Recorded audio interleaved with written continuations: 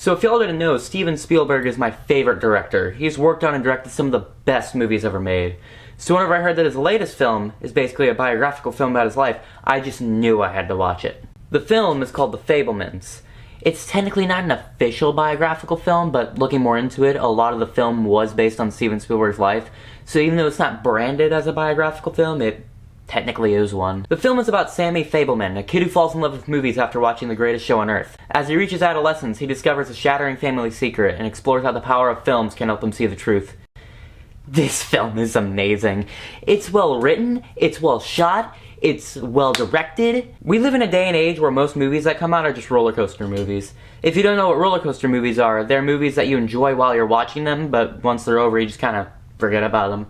Take most of the MCU films, for example. While most of the movies people make today are just roller coaster films, every once in a while we do get a really good original film, and The Fabelmans is that film. Heck, I'd go as far as to say it's a perfect film, which just makes it more sad because this film is a box office flop, only making $20 million on a $40 million budget.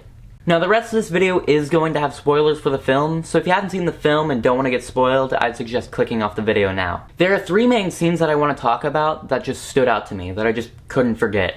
And the first of which is the scene where Sammy finds out that his mom is cheating on his dad. This scene was just executed so well. Sammy's watching through the reels he took from his family camping trip, and he notices Benny and Mitzi in the background, so he keeps watching more, and then the camera starts to spin around him as he slowly realizes what's going on, and then he finally realizes that his mom loves Benny. Gabriel Lobella's performance in this scene is absolutely amazing.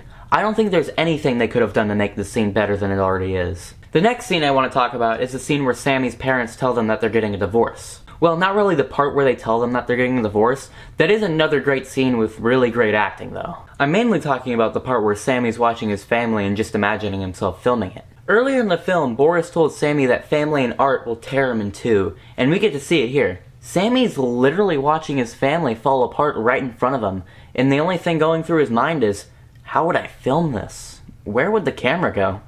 The final scene I want to talk about is the hallway scene. Now the whole time Sammy's been living in California, the character Logan has been treating him horribly. But then he changes after watching the film he made on their school's ditch day. Honestly, I think it would be best if I just showed you a little part of that scene. I made you look like you could fly. But I can't fly.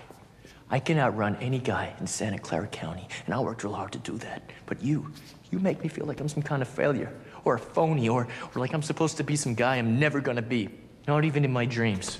You took that guy, whoever he is, wherever you got him from, and you put him up there on that screen and told everyone that that's me, and that's not me, it's... This scene goes to show how powerful film can be and how it can change someone's life. It wasn't even one of those big, high-budget films, it was just something he made at the beach, and it completely changed Logan. Honestly, this is probably my favorite movie of all time. Partially because of how grounded it is. There's no soulless CGI army, there's no world-threatening disaster, there's no sky beams, and there's little to no violence. I mean, aside from a few punches, that's it. And yet the film is still super enjoyable. But the main reason I love it so much is because of how much I can relate to it. There were multiple times where I was like, hey, that happened to me! Sammy and I both had that one film that made us fall in love with filmmaking. For Sammy, it was The Greatest Show on Earth, and for me, it was Jurassic Park. We also had that one scene that we just couldn't forget. For Sammy, it was the train scene, and for me, it was the T-Rex breakout scene. And our moms both cheated on our dads with Seth Rogen. Honestly, we're pretty much the same person. So maybe The Fabelmans isn't the best movie ever made, but it's definitely one of the better movies we've gotten in recent years. I'd highly recommend it to everyone, especially if you're a cinephile or a filmmaker. The film is officially coming out to rent and buy on February 14th, so make sure to go show it some love.